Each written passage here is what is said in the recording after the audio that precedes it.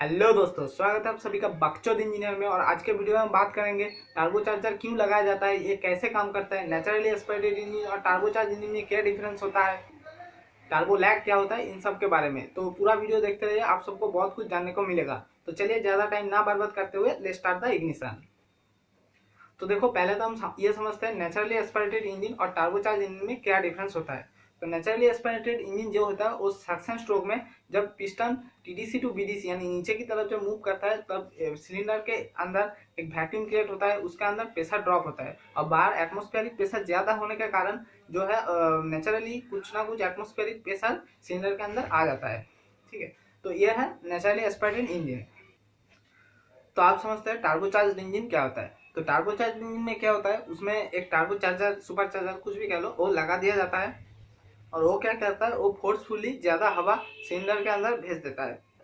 तो ये है नेचुरली एस्पिरेटेड और टार्बोचार्जर इंजन का डिफरेंस। तो अब हम समझते हैं टार्बोचार्जर यूज क्यों किया जाता है। तो मान लो मेरे पास है एक 800 सीसी का इंजन, तो नेचुरली एस्पिरेटेड में है वो, तो वो सक्शन स्ट्रोक में 0.8 लीटर जो है एयर वो अंदर सक कर सकता है।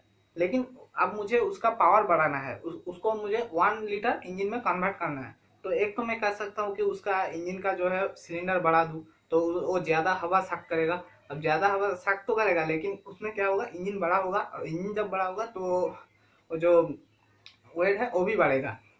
पर मुझे ऐसा नहीं करना है, मुझे साइज भी सेम रखना है, वेट भी सेम रखना है, लेकिन पावर बढ़ाना है। तो यही पे आता है सुपर चार्जिंग, टार्बो चार्जिंग, इन सब का concept. Super charging, turbo charging ये कोई मतलब डिवाइस नहीं है, ये दोनों प्रोसेस है और इन लोगों को जो पूरा करता है उसे हम लोग सुपर चार्जर और टार्बो चार्जर कहते हैं। तो मेरे पास जो सेम इंजन है लेकिन उसके अंदर मैं अब टार्बो चार्ज कर दिया, यानी कि टार्बो चार्जर लगा दिया। अब जब टार्बो चार्जर लगा दिया, वो जो टार्बो चार्जर है वो अब फोर्सफुली 1 लीटर एयर जो है हम लोगों का सिलेंडर के अंदर भेज दे रहा है। तो इसलिए यहाँ पे टार्बो चार्जर का यूज किया जाता है, क्योंकि इसमें इंजन का वेट भी नहीं बढ़ रहा है, साइज भी नहीं बढ़ रहा है, लेकिन इसमें पावर इंक्रीज हो रहा है। तो इसलिए टार्बो चार्जर का यूज किया जाता है। तो आप समझते हैं कि टार्बो चार्जर या सुपर चार्जर इसे यूज करने से हम लोग का इंजन का पावर कैसे बढ़ रहा है। आप लोग पढ़े होंगे साइकोमेट्रिक रेशियो। तो ये क्या है, ये बेसिकली कि मैं एक फिक्स्ड अमाउंट ऑफ एयर में एक फिक्स्ड अमाउंट ऑफ फ्यूल ही चला सकता हूँ। एज्यूम करता हूँ कि मेरे पास है 1 लीटर एयर, तो उसमें मैं 10 मिलीलीटर जो है फ्यूल जला सकता हूँ। अगर उससे ज़्यादा फ्यूल दे दूंगा तो फिर वो फ्यूल अनबर्न निकल जाएगा, और अगर उससे ज़्यादा एयर में दे दिया तो फिर क्या होगा कि जो एयर का ऑक्सीजन का मॉलिक्यूल है वो अनबर्न निकल जाएगा। तो इसलिए अगर उसमें मैं 1 लीटर एयर में अगर मैं पूरा 10 मिलीलीटर फ्यूल दिया तो फिर दोनों ही चीज़ जो है 100% बर्न होगा और मुझे ज़्यादा एफिशिएंसी मिलेगा। तो इसलिए जो है हम लोग एयर ज्यादा दे पा रहे थे टार्बोचार्जर के द्वारा, मतलब छोटे सिलेंडर में ज्यादा हवा घुसा रहे थे, तो ऑब्वियसली मैं ज्यादा फ्यूल उसमें जला सकता हूँ। अब जब ज्यादा फ्यूल जला सकता हूँ तो फिर इंजन का पावर बढ़ जा रहा है।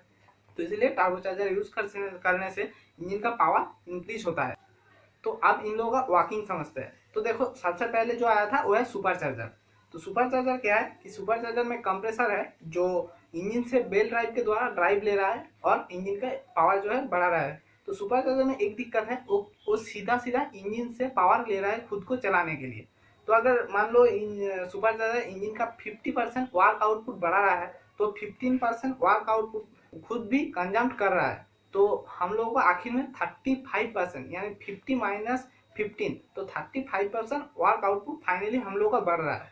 तो यहाँ पे हम लोग अगर टार्बो चार्जर यूज करेंगे तो फिर वो क्या होता है, वो इंजन से कोई पावर नहीं लेता, क्योंकि एग्जॉस्ट मैनिफोल्ड से एग्जॉस्ट पाइप के द्वारा जो एग्जॉस्ट गैसेस निकल रहा है वहाँ पे हम लोग एक टर्बाइन लगा दे रहे हैं। फिर वो टर्बाइन से हम लोग एक कॉमन शाफ्ट के द्वारा एक कंप्रेसर चला रहा है। फिर जब एग्जॉस्ट गैसेस निकल रहा है वो टर्बाइन को घुमा रहा है और टर्बाइन कॉमन शाफ्ट को के द्वारा कंप्रेसर को घुमा रहा है और कंप्रेसर फिर एयर को प्रेशराइज करके सिलेंडर के अंदर भेज रहा है। तो इसीलिए टार्बोचार्जर मतलब इंजन से डायरेक्टली कोई पावर नहीं ले रहा है। तो वो अगर 50% वर्क आउटपुट बढ़ा रहा है तो फिर वो बदले में कोई खुद को चलाने के लिए पावर नहीं ले रहा है। तो इसलिए हम लोग अभी सारे गाड़ियों में जो है टार्बोचार्जर देखते हैं। सुपर चार्जर का यूज अभी बंद हो चुका है। तो अब हम लोग समझते हैं कि टार्बो लैग क्या है। तो आप लोग बहुत सारे लोगों से सुने होंगे या फिर यूट्यूब रिव्यू से भी देखे होंगे कि इस गाड़ी में जो है इतना आरपीएम तक टार्बो लैग है, उसके बाद इंजन में अचानक से पावर आ जाता है। तो ये क्या है, तो अभी जो है गाड़ियों में टर्बो चार्जर यूज होता है। अब टर्बो चार्जर का वर्किंग प्रिंसिपल आप लोगों ने जाना, तो उसमें क्या है कि वो एग्जॉस्ट पाइप से एग्जॉस्ट गैसेस के द्वारा टरबाइन घूमता है। अब जब इंजन चालू होता है तो उसमें क्या होता है, आरपीएम कम रहता है, 1000 रहता है, तो वो उस एग्जॉस्ट गैसेस में इतना पावर नहीं रहता कि वो टरबाइन को घुमा पाए, इतना फ्लो नहीं रहता। तो कुछ कुछ गाड़ियों में क्या है कि 2000 आरपीएम, कुछ कुछ गाड़ियों में 2500 आरपीएम इतना तक टर्बो लैग रहता है। तो डिपेंड ऑन द कार जो है टर्बो लैग रहता है।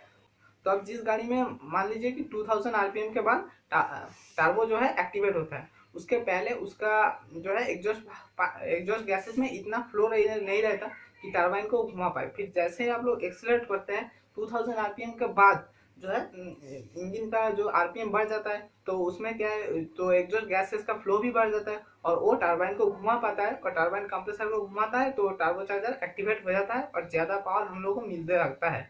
तो इसीलिए हम लोग 1000 टू 2000 जो आरपीएम का जो गैप है उसमें हम लोग को ज़्यादा पावर नहीं देखने को मिलता है, इसीलिए उस जगह को हम लोग कहते हैं टर्बो लैग। तो आशा करता हूँ आपको समझ में आ गया होगा, इस वीडियो को आपको पसंद आया होगा। अगर पसंद आया है तो लाइक कर दीजिए, चैनल को सब्सक्राइब कर दीजिए इस तरह का और वीडियो देखने के लिए। धन्यवाद इस वीडियो को देखने के लिए।